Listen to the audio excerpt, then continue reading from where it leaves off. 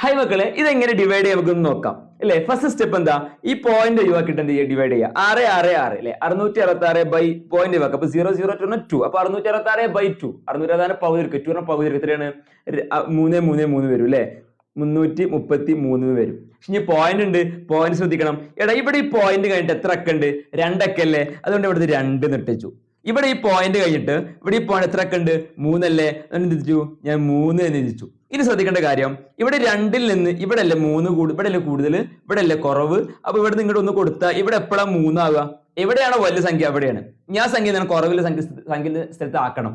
അപ്പൊ എന്ത് ചെയ്യും, ഇവിടേക്ക് 3 ആക്കണമെങ്കിൽ എത്ര കൂട്ടണം, 1 കൂട്ടിയാൽ പോരെ, 1 കൂട്ടിയാൽ പോരെ. എവിടെയാ കൂട്ടുന്നത്, മുകൾ ഭാഗത്തല്ലേ കൂട്ടുന്നത്.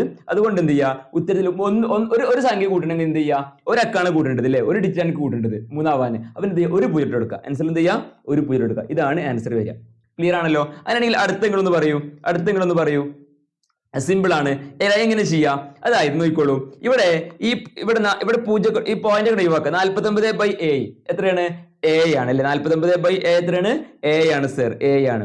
ഇനി ഇവിടെ പോയിന്റ് കഴിഞ്ഞിട്ട് ഇവിടെ പോയിന്റ് എത്ര ഡിജിറ്റ് ഉണ്ട്, 1 2 3 4 5 ഇല്ലേ. അപ്പൊ ഞാൻ 5 ഇവിടെ എഴുതിച്ചു. ഓക്കെ ആണല്ലോ. അങ്ങനെയാണെങ്കിൽ ഇവിടെ പോയിന്റ് കഴിഞ്ഞിട്ട് എത്ര ഡിജിറ്റ് ഉണ്ട്, 3 അല്ലേ. അങ്ങനെ ഞാൻ എന്ത് ചെയ്തു, ആ 3 ഇവിടെ എഴുതിച്ചു. സെറ്റ് ആണല്ലോ. അങ്ങനെയാണെങ്കിൽ എവിടെയാണ് കൂടുതൽ, ഇവിടെയാണോ കൂടുതൽ, ഇവിടെയാണ് കൂടുതൽ, ഇവിടെ കുറവാ. അപ്പൊ കൂടിയ സ്ഥലത്ത് തന്നെ കുറവുള്ള സ്ഥലത്ത് കൊണ്ടുപോകണം അല്ലെ. ഇപ്പൊ താഴത്തൊക്കെ കൊടുക്കണം.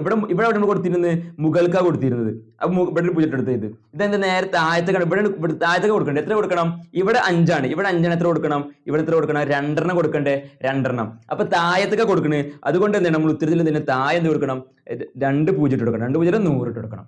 ഇനെന്ത് ചെയ്യാ, വളരെ സിമ്പിൾ ആണ്. നോക്കിക്കോളൂ. അതായത് ഈ a/100 എന്നാണെന്നുണ്ടെങ്കിൽ നമ്മൾ ഏതേപോലെ ഇടാം. ഈ 2 പൂജ്യം അല്ലേ, അപ്പൊ 2 സ്ഥാനം മാറ്റി എന്ത് ചെയ്യണം, ഇവിടെ പോയിന്റ് ഉണ്ട്, 2 സ്ഥാനം മാറ്റി ഇവിടെ ഒരു സ്ഥാനമേ ഉള്ളൂ, ഇവിടെ ഒരാളേ ഉള്ളൂ. അപ്പൊ എന്ത് ചെയ്യണം, ഒരു എക്സ്ട്രാ പൂജ്യം നമ്മൾ ചേർത്ത് കൊടുക്കുക, എന്ത് ചെയ്യുക, ചേർത്ത് കൊടുക്കുക. എന്നിട്ട് എന്ത് ചെയ്യുക, പോയിന്റ് ഇടുക. എന്തുകൊണ്ട് അങ്ങനെ ചെയ്തത്, ഇവിടെ 2 പൂജ്യം ഉണ്ടായതുകൊണ്ട്. സെറ്റ് ആണല്ലോ.